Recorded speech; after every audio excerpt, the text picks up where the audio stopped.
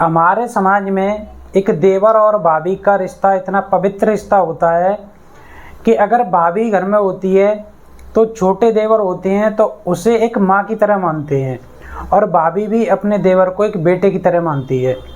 कोई अपनी देवर को बेटे की तरह मानती है तो कोई अपने देवर को छोटे भाई की तरह मानती है। देवर अपनी भाभी को बड़ी बहन की तरह मानते हैं। जैसे भी मानते हैं, कुल मिला के सब ठीक ही मानते हैं। कोई भी ज़्यादातर हमारे समाज में अपनी भाभी पर गंदी नज़र नहीं डालता है, और अक्सर ये होता भी है। आपने रामायण भी देखी होगी, लक्ष्मण ने अपनी भाभी सीता माता को कभी भी गंदी नज़र से, तो बहुत दूर की बात है देखना, कभी लक्ष्मण ने अपनी इस माता सीता का चेहरा तक नहीं देखा था। भाभी को हमारे समाज में एक माँ का दर्जा दिया जाता है, और भाभी अगर मानो तो माँ की सवानी होती है। जो बड़ी भाभी होती है वो एक माँ के बराबर ही होती है। लेकिन आज एक आपको ऐसी कहानी के बारे में बताने जा रहा हूँ जिसको सुनकर हर किसी के पैरों तले ज़मीन खिसक जाएगी कि आखिरकार एक देवर इतना गिर सकता है, वो अपनी सगी भाभी के साथ भी ऐसा कैसे कर सकता है, अपनी सगी भाभी को इतना परेशान अपना सगा देवर कैसे कर सकता है। नमस्कार दोस्तों, आपका स्वागत है मेरे YouTube चैनल में। ये कहानी बताने जा रहा हूँ, ये है मध्य प्रदेश की। मध्य प्रदेश में एक ज़िला लगता है महूगंज, और इसी महूगंज में एक थाना लगता है नईगढ़ी। इस नईगढ़ी थाने में एक वार्ड लगता है, वार्ड नंबर 8, और इसी वार्ड नंबर 8 में एक परिवार रहता है, और इसी परिवार में एक मंजू नाम की महिला की शादी होती है। तो शादी के बाद सब कुछ ठीक ठाक चलता है, सब कुछ ठीक रहता है, सब समय व्यतीत होता रहता है। लेकिन शादी के कुछ समय बाद उसका देवर उस पर गलत नीयत रखने लगता है। जब गलत नीयत रखने लगता है, देवर आए दिन भाभी को परेशान करता है, भाभी से सेक्सुअल फेवर मांगता है, भाभी से नाजायज़ संबंध बनाने के लिए कहता है। जब भाभी मिलती है तभी परेशान करता है, कभी कुछ करता है, मतलब प्रताड़ित करता रहता है भाभी को। लेकिन भाभी घर में लोक लाज की डर से, अपने परिवार की डर से, कहीं अपना परिवार टूट न जाए, क्योंकि अगर भाई की बात अगर छोटे भाई की बात और बड़े भाई को बताया जाएगा तो दोनों भाइयों में विवाद होगा, घर बिगड़ेगा, टूटेगा। ये सब बचाने के लिए वो भाभी सब कुछ सहन करती रहती है। उसका देवर उसे आए दिन प्रताड़ित करता रहता है, लेकिन वो भाभी किसी से कुछ नहीं कहती है। जब मंजू साकेत किसी से कुछ नहीं कहती है, सब कुछ सहन करती रहती है, वो अपनी हिम्मत भी जुटाती है कहने के लिए, लेकिन उसकी हिम्मत होती नहीं है कहने की। जब हिम्मत होती नहीं है, फिर धीरे धीरे उसके देवर की प्रताड़ना और बढ़ जाती है। भाभी को छेड़ता रहता है, भाभी से नाजायज़ संबंध बनाने के लिए दबाव बनाता है।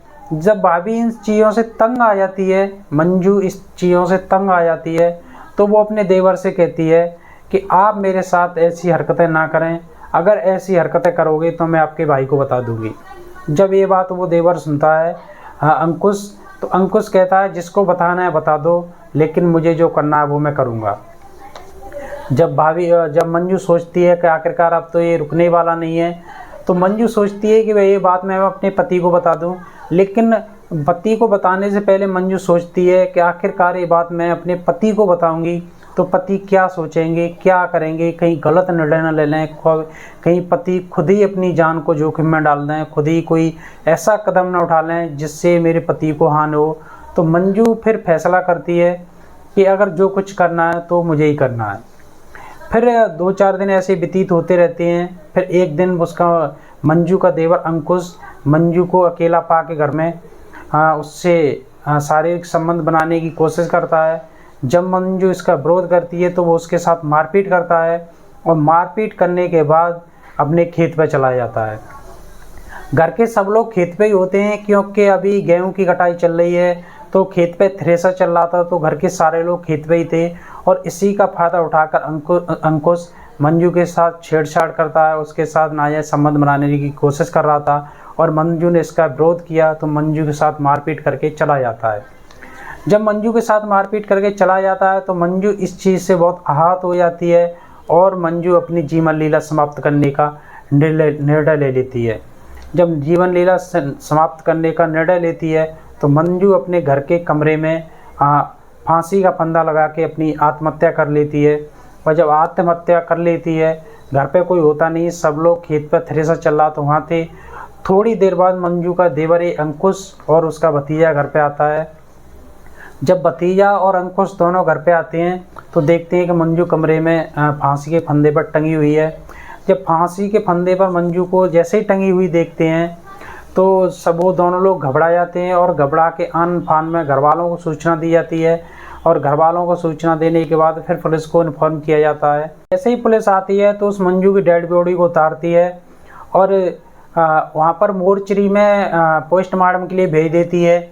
जब पोस्टमार्टम के लिए भेजती है, जैसे ही पोस्टमार्टम करने वाले जो शख्स होते हैं, डॉक्टर्स और बाकी टीम होती है, वो मंजू का पोस्टमार्टम करते हैं। क्योंकि पोस्टमार्टम करते वक्त शरीर के सारे कपड़े उतार दिए जाते हैं।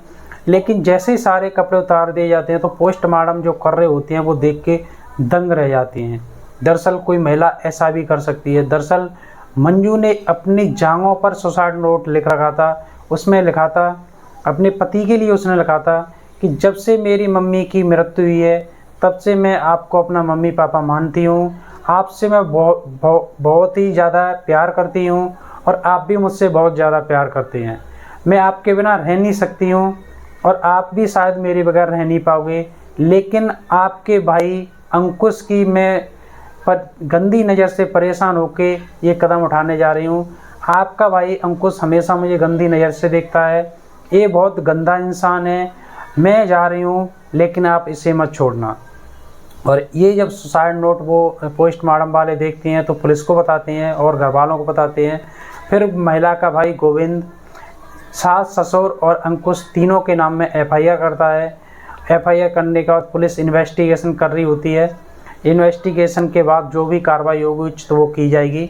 लेकिन आप बताओ एक बात, एक इंसान इतना गिर जाता है कि एक माँ समान भाभी के साथ अपनी हैवानियत के आगे सब कुछ भूल जाता है। जो भाभी उसे अपना देवर मानती थी, अपना बेटे के समान मानती थी, उसी भाभी के साथ वो अश्लील हरकत करने चाहता था, उसके साथ नाजायज़ संबंध बनाना चाहता था।